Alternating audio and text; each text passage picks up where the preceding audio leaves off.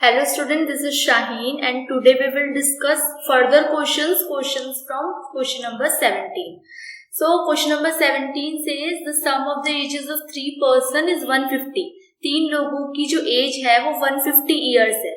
10 साल पहले जो उनका रेशियो था वो 7x, 8x और 9x था. 7x था, 8x था, 9x था और उनकी एज 150 थी. लेकिन अगर 10 साल मैं तीनों में से माइनस करूंगी तभी तो हम पहले 10 साल पहले जा पाएंगे. अगो बोला है, ये नहीं भूलना. 10 साल अगर तीनों में से माइनस करूंगी तो इसमें से 10, इसमें से 10, इसमें से 10 मीन्स 30 साल में माइनस करूंगी तब जाके मेरी रेशियो बनेगी. 7x plus 8x plus 9x अब बन गई मेरी 120. इनको सॉल्व किया तो मुझे मिला 24x इज इक्वल्स टू 7, 8, 15, 15 और 9 हो गया आपका 24, 120. तो x की वैल्यू आ गई आपकी 120 डिवाइड में 24, 6 4 620 नेक्स्ट कैंसिल 5.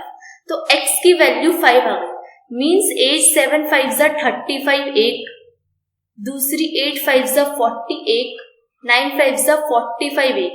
लेकिन यहाँ पे क्वेश्चन खत्म नहीं हुआ है. क्वेश्चन में बोला है उनकी प्रेजेंट एज, जो कि बच्चे पढ़ना भूल जाते हैं. प्रेजेंट एज में मतलब आज की डेट में 10 साल बाद की बात कर रहे हैं. तो 10 प्लस कर दो तीनों में 45, 50 और 55. So option is option number A. अब हुआ ये क्वेश्चन कंप्लीट. अब क्वेश्चन नंबर 18 की बात करते हैं. द नंबर 14, 16, 35, 42 प्रपोर्शन में नहीं है. फोर्थ टर्म बताओ क्या होगा. फोर्थ टर्म की बात करें तो हम फोर्थ टर्म एज्यूम ही नहीं कर रहे कि हमें दे रखी है 35/42. अगर ऐसे सॉल्व करती हूं मैं, 42 नहीं दिया, सपोज 42 नहीं दिया आपको क्वेश्चन मार्क दिया है, तो 14 अगर मैं इसको एलिमिनेट करूं तो ये हो जाएगा 2 7 2 8. अगर ये 5 के टेबल में 7 बार पे आता तो बताओ किसके टेबल में 8 बार पे आएगा. 40. 5 के टेबल में अगर ये 7 बार पे आता है तो 5 के टेबल में ये 8 बार पे आएगा. या तो आपका ये तरीका ये कर लो. दूसरा भी ऑप्शन है 14/16 लिया आपने इज इक्वल्स टू 35/x लेके कर लो, क्रॉस मल्टीप्लाई करके कर लो. ऐसे भी कर लोगे क्योंकि ये प्रोपोर्शन में नहीं है और प्रोपोर्शन में नहीं है क्योंकि फोर्थ टर्म की वजह से. ऐसे भी करोगे, ऐसे भी सॉल्व हो जाएगा. नेक्स्ट क्वेश्चन नंबर 19 की अगर मैं बात करूं तो 19 से रिलेटेड प्रॉपर्टीज हमने डिस्कस की थी तो इसको ज्यादा डिटेल में डिस्कस नहीं करेंगे. x/y is equals to z/w implies y/x उल्टा कर दिया, w/z उल्टा कर दिया. तो ये इन्वर्टेंडो कहलाता है, ना कि डिविडेंडो भी नहीं, कॉम्पोनेंडो भी नहीं, अल्टरनेंडो भी नहीं. नन ऑफ दीज इसका ऑप्शन होगा.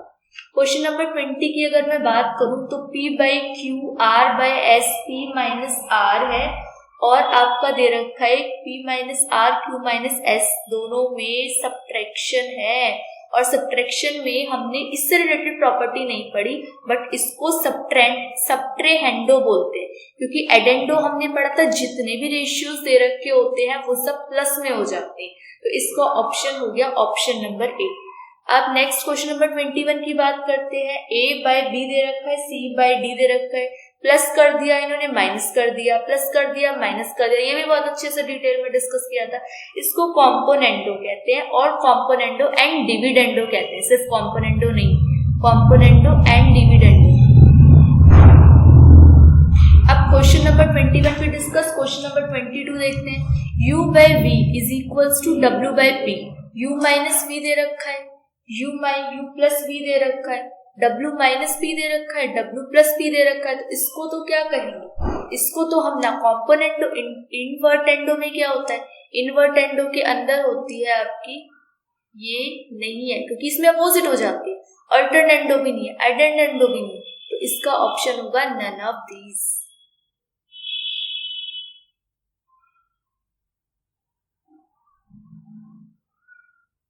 चलो नेक्स्ट क्वेश्चन की बात करते हैं. Question number 23.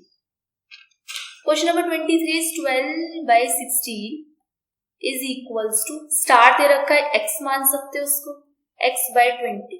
इसको एलिमिनेट करो. 4 4 16, 4 5 20. अब एलिमिनेट 4 1 4 4 3 12. x की शॉर्टकट, बिल्कुल शॉर्टकट, 5 3 जा 15 हो गया आपका ऑप्शन। क्वेश्चन नंबर 24 की बात करते हैं। 24 भी बिल्कुल सेम है।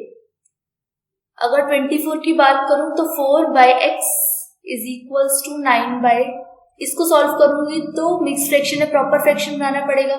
13 2 जा 26 प्लस 1 27/2। इसको सॉल्व करो तो 9 मल्टीप्लाई हो जाएगा x के साथ और 27/2 मल्टीप्लाई हो जाएगा आपका 4 के साथ। 2 2 जा, तो ये हो जाएगा आपका x is equals to 27 into 2 upon में 9 3 जा, तो x की वैल्यू आपकी आ गई 3 2 जा 6। Simple, A option. Question number 25 की बात करते हैं। इसके अंदर बोल रखा है मीन प्रोपोर्शन बताओ। ये भी बहुत सिंपल मैंने तरीका बताया था, बट इसमें कंफ्यूजन होती है पॉइंट की।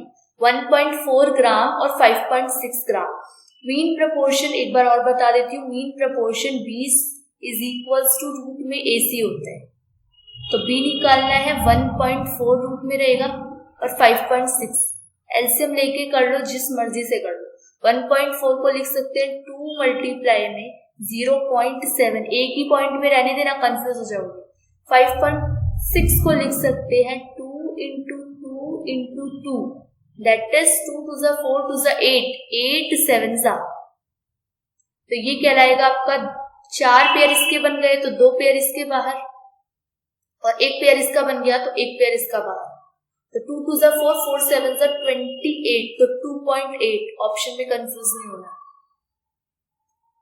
नेक्स्ट क्वेश्चन नंबर 26 की बात करते हैं। इसका ऑप्शन दिख नहीं रहा, एक मिनट ऑप्शन दिखाते हैं। क्वेश्चन नंबर 26 खत्म हो जाएंगे, थोड़े से रह गए। क्वेश्चन नंबर 26 सेज a/4, तो ABC रेशियो क्या बन गया 4:5:9, तो A plus B plus C मतलब 4 प्लस 5 9, 9 प्लस 9 18 डायरेक्ट, और C बोला है मतलब 9, तो ये भी कुल मिला के आपका 2 आ जाएगा, that is option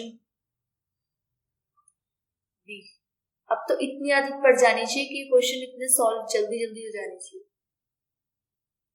question number 27 की बात करते हैं। 2 number are in the ratio 3:4। अगर इसमें हम ऐड कर रहे हैं 3/4 x, इसमें 6 ऐड कर रहे हो दोनों टर्म में, न्यूमरेटर और डिनोमिनेटर में, तो रेशियो 4/5। रेशियो वाली क्लास में भी इससे रिलेटेड बहुत सारे क्वेश्चन डिस्कस किए हैं। 3 5 जा 15x प्लस 6 5 जा 30, 4 4 जा 16x प्लस 6 4 जा 24, तो ये हो जाएगा आपका 15x minus 16x is equals to 24 minus 30, minus x is equals to minus 6, cancel out, x की वैल्यू आपकी आ गई 6।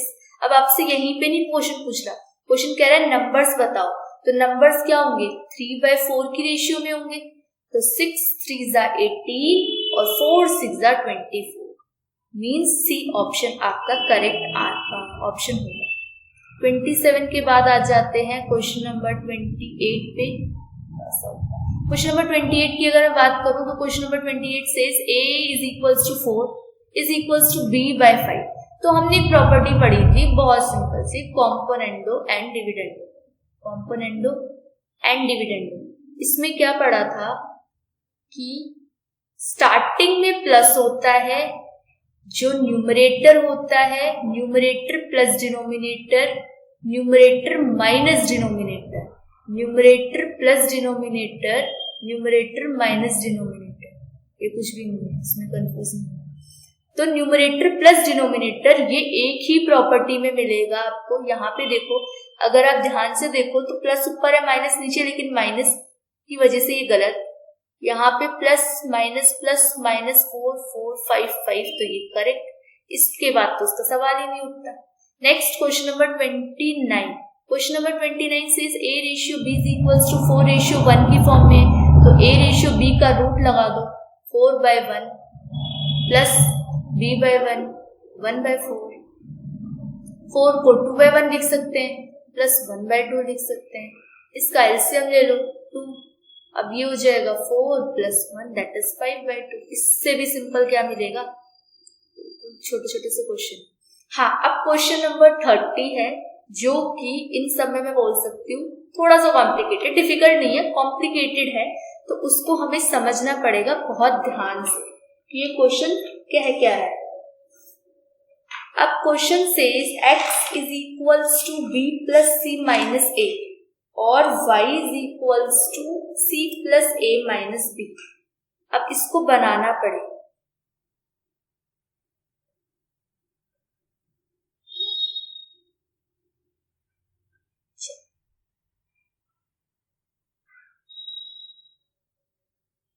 Question number 30। लास्ट तक थोड़ा सा तो सीखने वाला होना चाहिए। x अपॉन में b plus c minus a is equals to y upon में c plus a minus b। इसको टैली कर लेना, अदरवाइज गलती हो जाएगी। z अपॉन में a plus b minus c is equals to हमें k मानना पड़ेगा कांस्टेंट की फॉर्म में। तो x की वैल्यू आपकी आ गई b plus c minus a multiply by k। फिर y की वैल्यू आ गई आपकी, क्योंकि कंपैरिजन कर रहे हैं k के साथ, k मल्टीप्लाई में c plus a minus b। Similarly z की वैल्यू आ गई a plus b minus c multiply by k। आगे लिख लो, पीछे लिख लो, मल्टीप्लाई नहीं। आगे क्वेश्चन क्या कह रहा है, एक बार क्वेश्चन को भी देखते हैं। क्वेश्चन कह रहा है कि आपको प्रूफ करना है b माइनस c को मल्टीप्लाई करना है x के साथ। x की वैल्यू निकालनी, मैंने देखो यहां से निकाली है। x की वैल्यू ये आई है, y की वैल्यू ये आई है, z की वैल्यू ये आई है। इन सब की वैल्यूज को मुझे यहाँ पे पुट करना पड़ेगा, x की जगह पे, y की जगह पे और z की जगह पे, तब मेरी वैल्यू आएगी।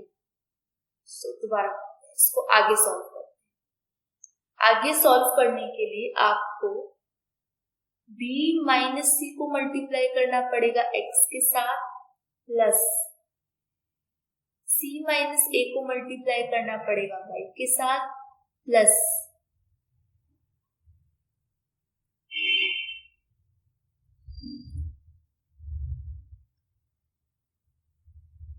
a माइनस b को मल्टीप्लाई करना पड़ेगा z के साथ। यहीं तक कॉम्प्लिकेशन थी, उसके बाद सिंपल है। b minus c,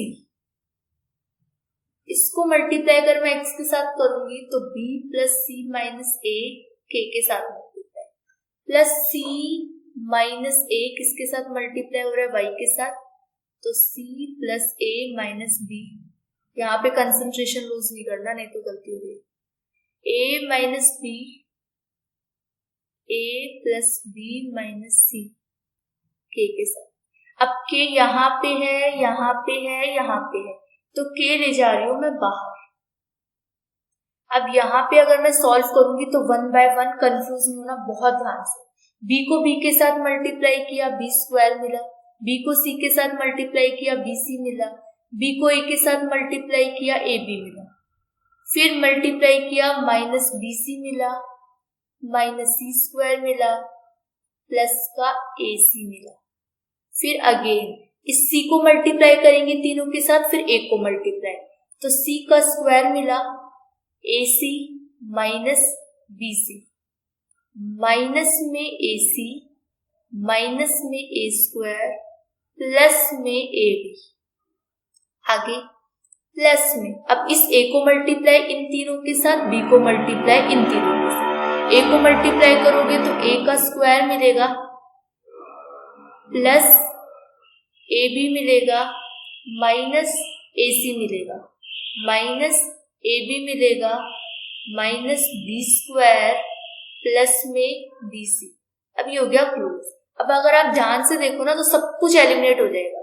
b square ढूंढो, b square cancel out, bc से bc कैंसिल आउट, ab से ये प्लस का ab कैंसिल आउट, इस माइनस c स्क्वायर से ये स्क्वायर कैंसिल आउट, ac से ये ac कैंसिल आउट, इस माइनस bc से ये प्लस का bc कैंसिल आउट, इस प्लस का ac से माइनस का ac कैंसिल आउट। यहाँ पे कोई वैल्यू नहीं बची। माइनस a स्क्वायर से प्लस का a स्क्वायर और ab से ab cancel out, means k को मल्टीप्लाई करोगे अगर 0 से तो आपका आंसर आएगा 0। बहुत ध्यान से समझने वाली चीज है। मल्टीप्लाई में गलती कर दोगे तो कुछ ना कुछ रह जाएगा, मल्टीप्लाई में गलती नहीं करनी। इसको मल्टीप्लाई इन सब के साथ, इसको इन सब के साथ, इसको इन सब के साथ, सिमिलर प्रोसेस में सारों को मल्टीप्लाई कर लेना। सो इसका ऑप्शन हो जाएगा आपका option number B. So thanks for watching this video and अब नेक्स्ट क्लास में हम लोग डिस्कस करेंगे next chapter. So stay tuned with us.